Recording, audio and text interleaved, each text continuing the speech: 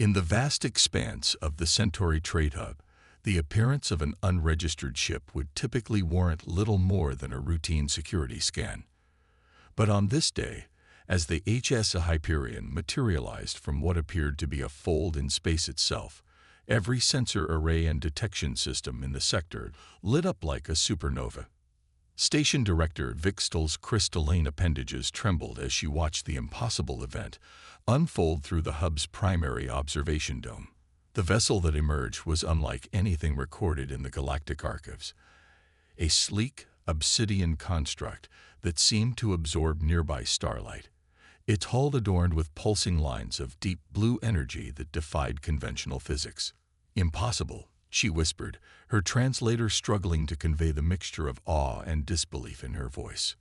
"That's a human design." The Hyperion's arrival had already triggered an emergency session of the hub's governing council. Humans were known to the galactic community, of course, a young species barely 2 centuries into their space age, still relying on primitive fusion drives and basic mass accelerators for their modest interstellar travels.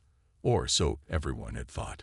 Captain Sarah Chen stood on the Hyperion's bridge, a slight smile playing across her features as she watched the chaos they'd caused unfold on their sensor displays. Around her, her crew maintained their professional composure, though she could sense their pride. Earth had kept this project secret for nearly 3 decades, and now the moment of revelation had arrived. "They've scrambled 12 defensive squadrons," reported Lieutenant Jackson from Tactical, his dark fingers dancing across his holographic interface. "No weapons active, but they're trying to establish a containment formation." Chen nodded, unsurprised. "Let them." Lieutenant Wang, status of the quantum fold drive. "Operating at optimal efficiency, Captain. The new containment algorithms are performing even better than our simulations predicted. We could initiate another fold immediately if needed." That capability alone would send shockwaves through the galactic community. The ability to perform consecutive quantum folds without a cooldown period had been deemed theoretically impossible by every major species in known space. The humans had simply decided to prove that theory wrong. "Multiple incoming transmissions," announced Communications Officer Patel, her augmented eyes processing the flood of data. "Most urgent is from Station Director Vic Stoll herself. They're demanding an explanation for our presence and our means of arrival." "Put the director through, main screen," Chen ordered, straightening her midnight blue uniform. The view screen shimmed to life, revealing the crystalline form of the Centaurian administrator, her usually ordered geometric patterns now shifting in clear agitation. "This is Station Director Vic Stoll of the Centauri Trade Hub. Unknown vessel, you have entered restricted space using unregistered and prohibited technology. Explain yourself immediately." Chen stepped forward, her posture relaxed but commanding. "Director Vic Stoll, I am Captain Sarah Chen of the human spaceship Hyperion. We come in peace and with an invitation. Humanity would like to formally announce its development of quantum fold technology and our readiness to join the galactic community as a full technological partner." The silence that followed was profound enough that Chen could hear the subtle hum of the Hyperion's quantum core, a sound that had become almost musical to her over the months of their shakedown cruise. "Impossible," Vic Stoll finally responded, her crystalline form now radiating patterns that indicated extreme skepticism. "Human civilization is centuries away from developing quantum manipulation technology. Our last assessment was based on what we wanted you to see." Chen interrupted smoothly. "Humanity has learned that being underestimated has its advantages. We've achieved what your scientists claimed was impossible because we never accepted their limitations as our own." The Hyperion hung in space, its very presence challenging everything the galactic community thought they knew about human technological capabilities. Around them, more ships were arriving. Diplomatic vessels, science ships, even a few military craft trying to be subtle about their weapon scans.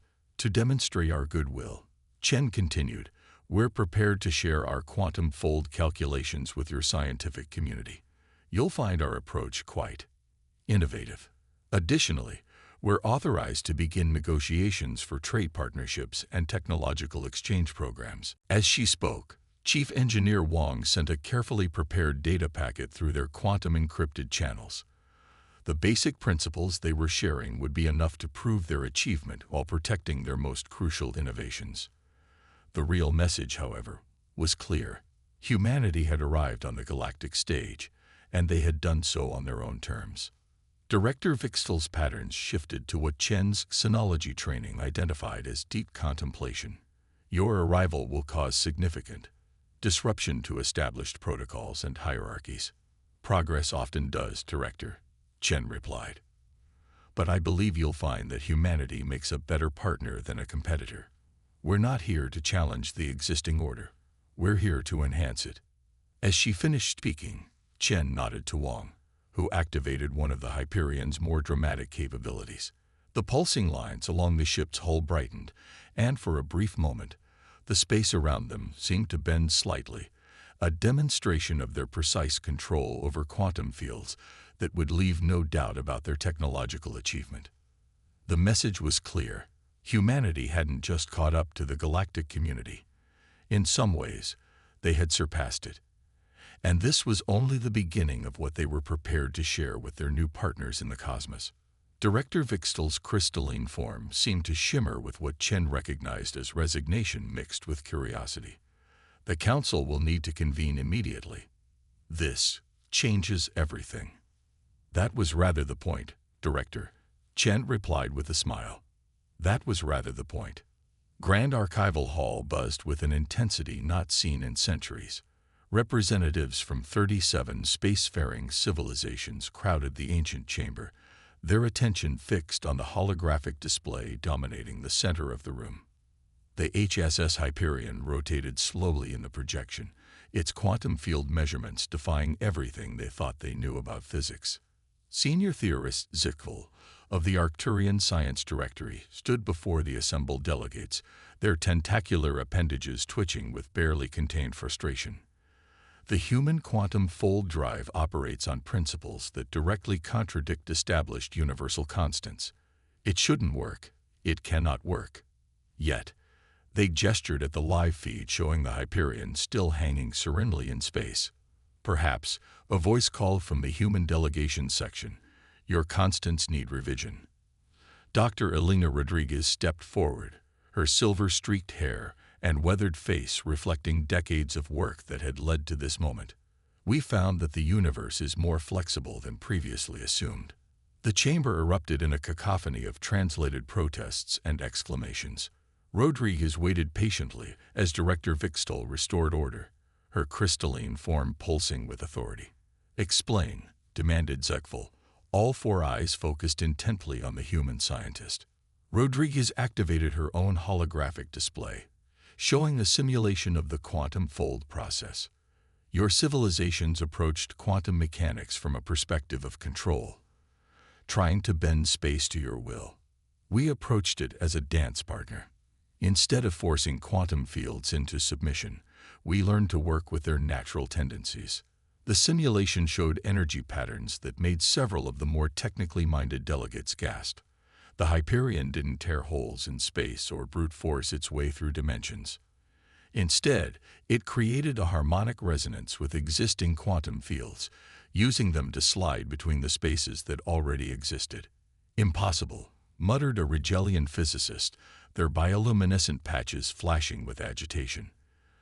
"The energy requirements alone would be catastrophic using conventional approaches," Rodriguez agreed. "But we don't power our quantum fold drive with traditional energy sources." She nodded to Captain Chen, who had been standing quietly at the back of the human delegation. Chen stepped forward, her uniform somehow more striking among the varied environmental suits and natural coverings of the alien delegates. "The Hyperion is powered by what we call a quantum symphony core. It doesn't generate energy, it orchestrates it. The power already exists in space itself. We simply conduct it." The silence that followed was deafening. Centuries of established theory were crumbling before their eyes. The Arcturian senior theorists' tentacles had gone completely still, a sign of deep shock in their species. Your species was burning fossil fuels less than 3 centuries ago, stated a Centaurian elder, their crystalline form clouded with confusion. How did you make such a leap? By necessity, Chen replied simply. Earth was dying. Our resources were depleted. Our population was straining our planet's limits. We couldn't afford to wait centuries for incremental advances. We needed to revolutionize our understanding of physics or face extinction. Rodriguez brought up another display, this one showing the early experiments that had led to their breakthrough. We assembled the largest collaborative scientific effort in human history. Instead of competing, our nations pooled their resources. Rather than accepting theoretical limitations, we questioned every assumption. When conventional physics said something was impossible, we asked why, and then looked for ways around those limitations. The Hyperion sensor feeds showed more alien ships arriving every hour, drawn by the news of humanity's quantum leap. Among them were vessels from species that had previously dismissed humans as barely worth diplomatic contact. We are prepared to share certain aspects of our technology, Chen announced, causing another stir in the chamber. Not as a gift, but as part of equal technological and cultural exchange programs. Humanity doesn't seek to dominate, we seek to collaborate. An elderly Rigelian, their luminescence dimmed with age, raised an appendage. And if we refuse to acknowledge your achievement, if we deny your right to use this technology in our space. Chen's smile carried a hint of steel. With respect, that's not actually an option. The Hyperion isn't a prototype or a lucky accident. Earth has already launched 12 other quantum ships, with more under construction.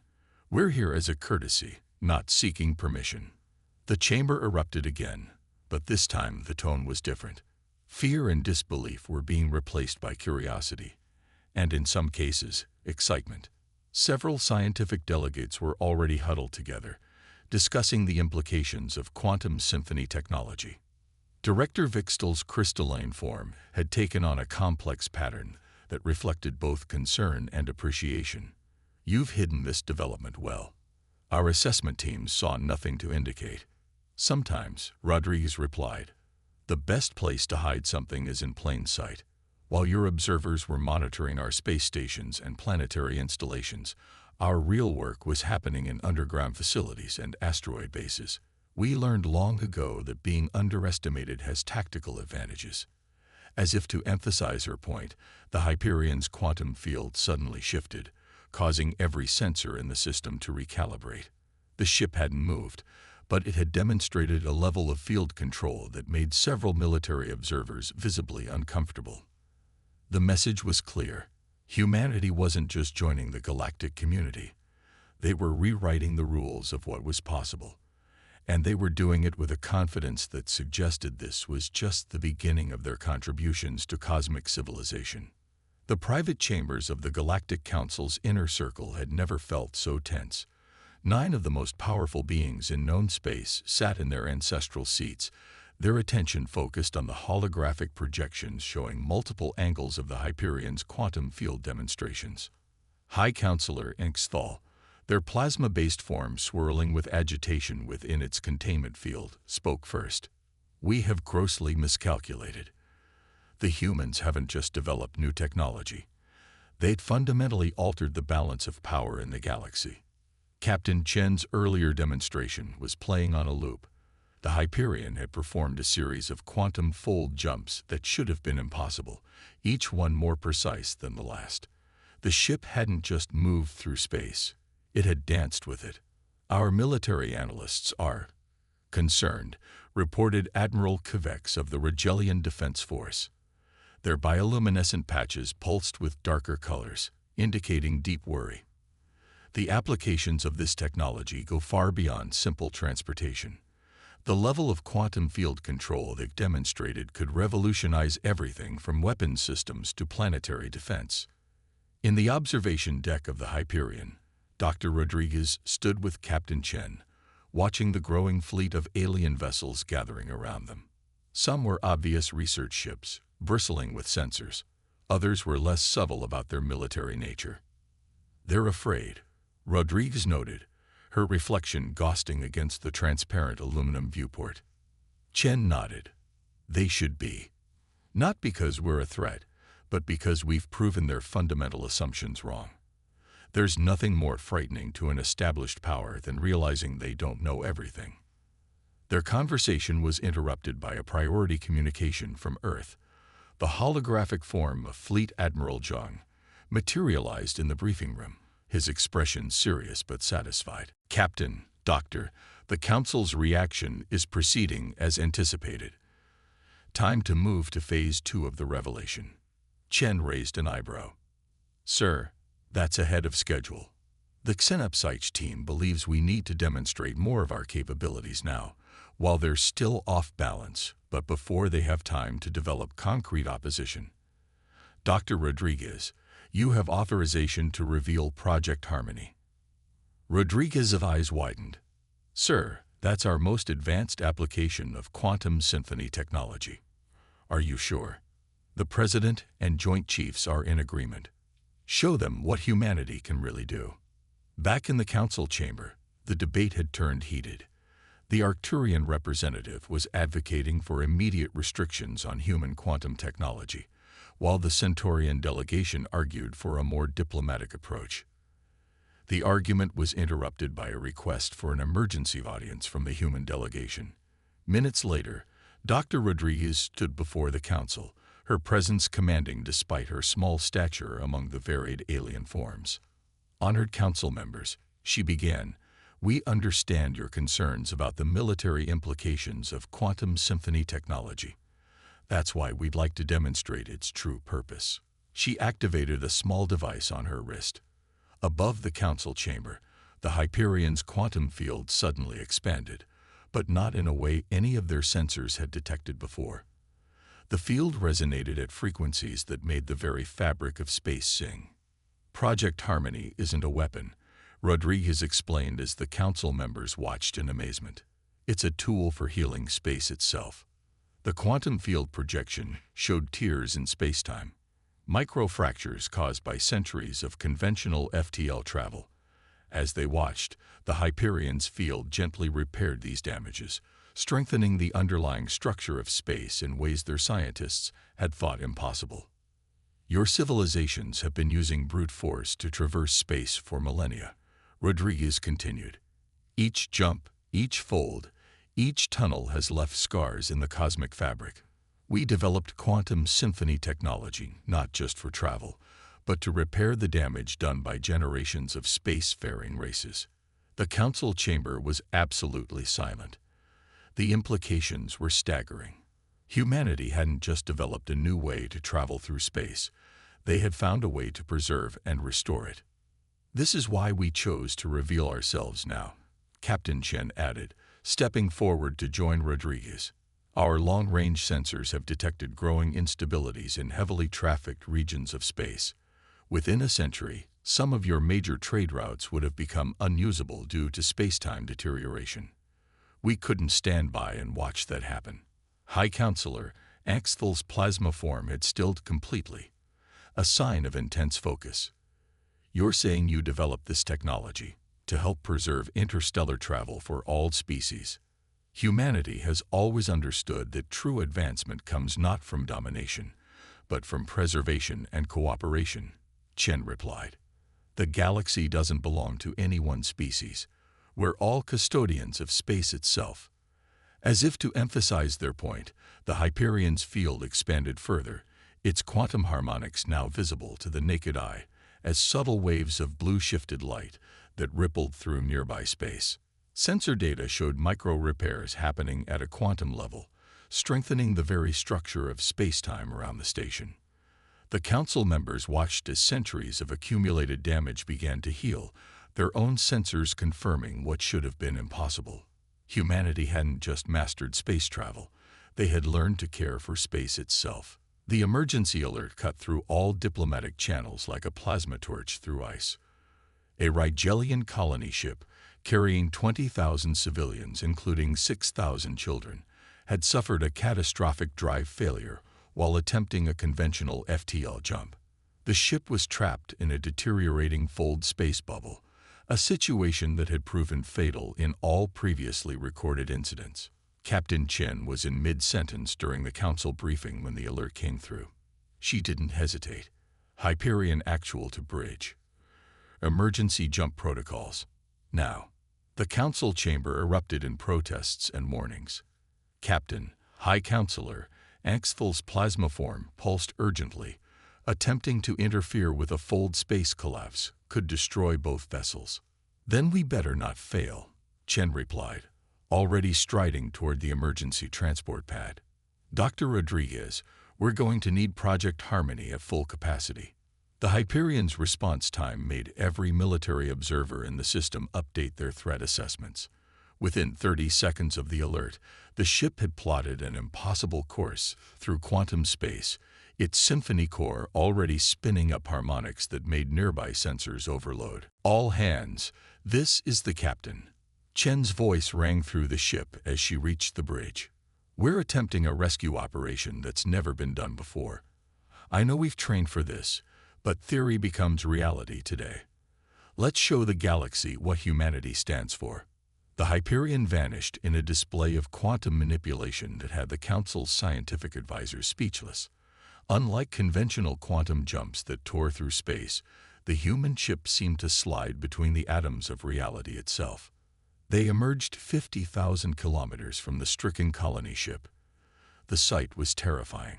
Space itself was crumbling around the vessel, the failed FTL bubble creating distortions that threatened to tear the ship apart. Analysis, Chen demanded, her voice steady despite the gravity of the situation. Lieutenant Wang's fingers danced across his quantum interface. The bubble is collapsing faster than predicted models. We have maybe 6 minutes before total structural failure. Conventional rescue ships would never get here in time. Good thing we're not conventional. Dr. Rodriguez. The scientist was already deep in calculations, her augmented reality display showing quantum harmonics that looked more like musical scores than physics equations. We need to match their bubble's resonance frequency perfectly. One mistake, and we could accelerate the collapse. Time to show everyone what Project Harmony can really do, Chen said. Lieutenant Wang, begin quantum symphony deployment. Full spectrum. The Hyperion's quantum field expanded, but differently than before. Instead of the controlled demonstrations they'd shown the Council, this was the full power of human innovation unleashed. The ship's hull began to pulse with deep blue light, each wave precisely calculated to interact with the failing fold space bubble. First harmonic established, Rodriguez reported, her voice tense with concentration. Beginning resonance matching. The crew worked with practiced precision, but this was far beyond their simulations. They were attempting to stabilize a collapse that every known physics model said was irreversible. Picking up structural integrity alerts from the colony ship, Tactical reported. Their hull is starting to buckle. Route more power to the forward harmonics, Chen ordered. We need to establish a stable corridor before we can attempt extraction. The space between the two ships began to shimmer as the Hyperion's quantum field interacted with the collapse. To the watching Council ships, it looked like reality itself was being rewritten. Harmony achieved, Rodriguez announced triumphantly. The bubble's collapse has stopped. But Chen knew they were only halfway there. Now comes the hard part. We need to extract 20,000 people from a ship that's literally falling out of normal space. Captain, communications cut in. We're receiving a priority signal from the colony ship. Audio only. Put it through. The voice that came through was young. A Rigelian junior officer by the sound of it. Human vessel. We don't understand what you're doing, but our sensors show the collapse is stopping. We have thousands of children aboard. We know, Chen replied, her voice firm and reassuring. And we're not going anywhere without them. Stand by for emergency quantum transport protocols. The next 10 minutes would be remembered in galactic history as the moment humanity proved they weren't just technologically advanced. They were fundamentally different from the established powers. The Hyperion didn't just save the colony ship. It did so with a precision and care that demonstrated both their technological superiority and their deep commitment to preserving life. Using precisely controlled quantum fields, they created a stable corridor through which smaller transport ships could safely reach the colony vessel. The Hyperion's crew coordinated the entire rescue operation while simultaneously maintaining the quantum harmonics that kept space from tearing itself apart around them. Final transport complete, Wang reported, his voice showing the strain of maintaining such precise quantum control for so long. All 20,000 colonists accounted for. Now get us out of here, Chen ordered. Let's show them one final trick.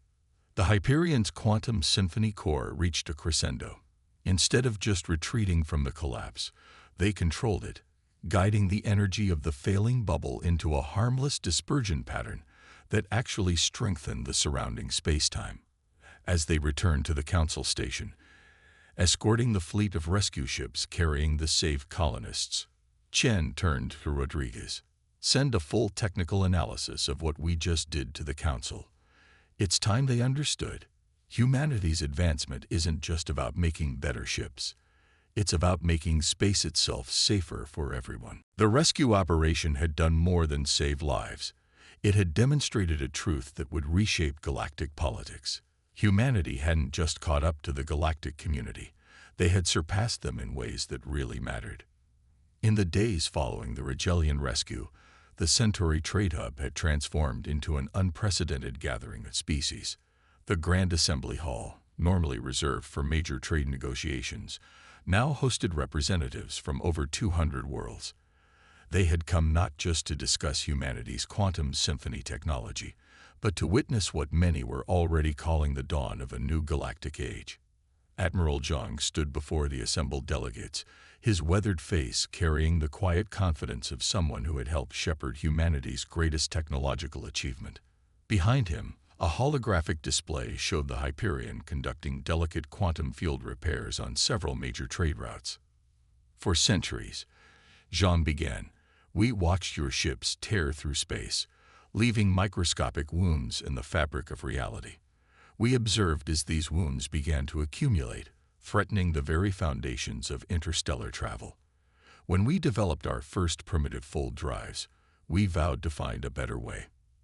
The display shifted to show the complex quantum harmonics that made their technology possible. But unlike previous presentations, this one revealed the full scope of human achievement. Project Harmony wasn't developed in isolation, Zhang continued. The Hyperion is just one of 50 quantum symphony ships currently deployed throughout human space. Each one is actively repairing and strengthening the cosmic fabric that connects us all. High Counselor, Axthel's plasma form shifted in what xenologists had learned to recognize as profound surprise. 50 ships. You've been operating this technology in secret for 3 years, Captain Chen confirmed, stepping forward to join Zhang. We needed to prove the concept was viable before making ourselves known. The rescue operation demonstrated not just our capabilities, but our commitment to using this technology for the benefit of all species. Dr. Rodriguez activated another holographic display, this one showing a galaxy-wide map of quantum deterioration. At current usage rates, conventional FTL technology would have made 20% of known space uninhabitable within the next millennium. We couldn't allow that to happen, not when we had developed a solution. The assembled delegates watched as the map updated, showing the subtle but crucial repairs already completed by humanity's quantum fleet. Trade routes that had been showing signs of strain were now more stable than when they were first established. We're not here to replace existing technologies, Zhang assured the gathering. We're here to ensure they can continue to be used safely. Every species in this room has contributed something unique to galactic civilization. Humanity's contribution is the preservation of the very space we all share. A Rigelian elder, their bioluminescence glowing with formal patterns, rose to speak. The rescue of our colony ship demonstrated more than technical prowess. It showed wisdom we did not expect from such a young species. My people vote to accept humanity's offered partnership. One by one, other delegations began to signal their agreement. Even species that had initially reacted with fear to the Hyperion's arrival were now seeing the broader implications of human innovation. We proposed the establishment of a Quantum Harmony Initiative, Chen announced, a collaborative effort to implement our technology throughout known space. We'll provide the core technology and training, while working with your scientists to adapt it to your specific needs. The proposal triggered a wave of discussion throughout the hall.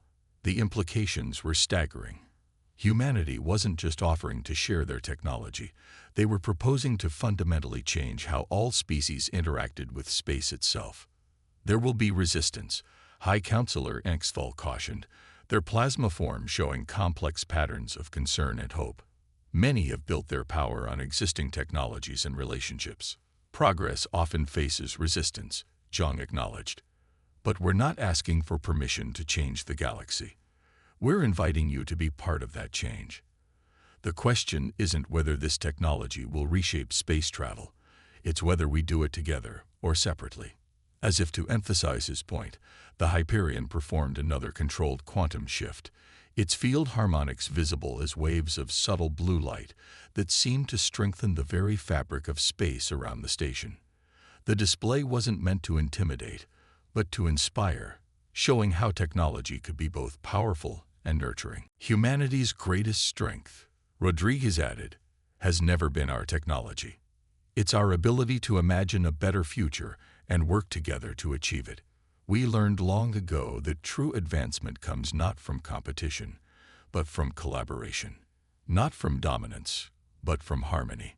The assembly hall fell silent as her words sank in. They were witnessing more than a technological revolution. They were seeing the emergence of a new philosophy of space travel and cosmic stewardship. Captain Chen stepped forward one final time, her voice carrying the weight of humanity's hopes and determination. The galaxy stands at a crossroads. We can continue to tear through space, leaving wounds for future generations to deal with, or we can learn to dance with the cosmos itself. Humanity has made its choice.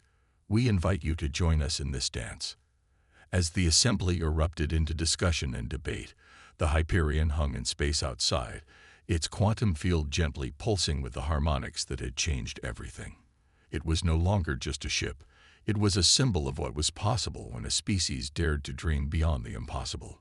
The age of quantum harmony had begun, and with it, a new chapter in galactic history, where humanity's greatest gift to the cosmos wasn't conquest or control, but the preservation of the very space that connected all species together.